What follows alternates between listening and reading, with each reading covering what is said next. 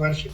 But you also have a word which has been used for 1000 years, more than 1000 years, Hindustan, you see, which is again a direct connection between the people who inhabit the land and the land itself. So that way Vanvasi, Girivasi, Manuvasi are, I think, the best terms to use. Secondly, you know, the frameworks for study were laid down by the Western scholars and the Western theory. Western theory, the theory is basically a conflictual theory, conflict model, you know, which sort of looks upon, studies any community in terms of its internal conflicts, its conflict with other communities, adjacent communities or other communities, and studies communities in terms of conflict of interest. And the Western theory is very strongly ethnographic, that is racial.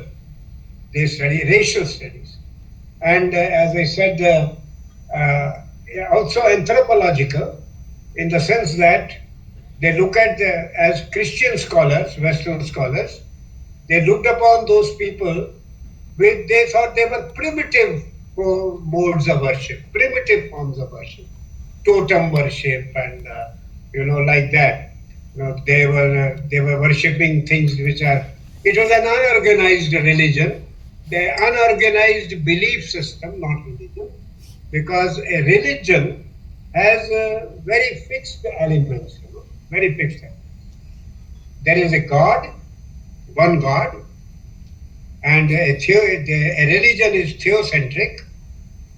There is a Messiah. There is one who intervenes or interprets or communicates what God says to the practitioners. There is a priestly class. There is a text, Bible or Quran or Torah, You have the Abrahamic religions, knowledge systems, are the classic example. That is, they see religion in terms of the Abrahamic system. The Abrahamic Jewish, Judaic, and Christianity and Islam, they are theocentric. Theos, one God.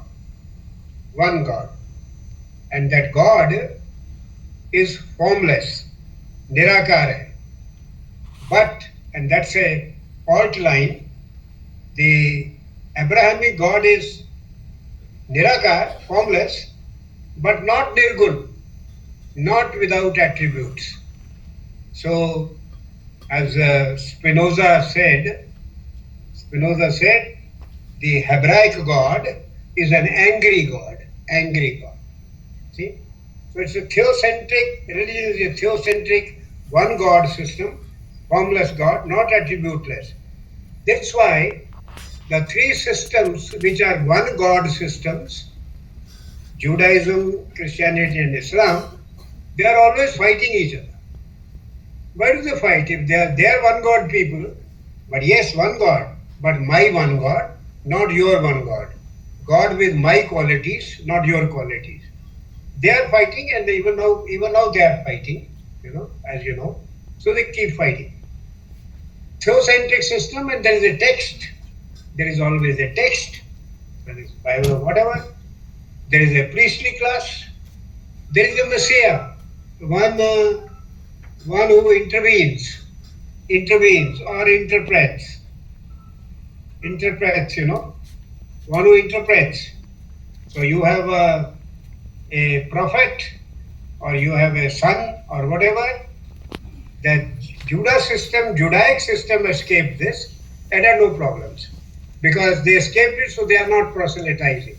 So the other two systems are proselytizing. So the West, when they looked upon the local communities of Africa, they saw ripe material for conversion to Christianity. Ripe material for proselytization, because to them they appeared to be primitive. There was no one God, there was no text, There was no priestly class. There was no Messiah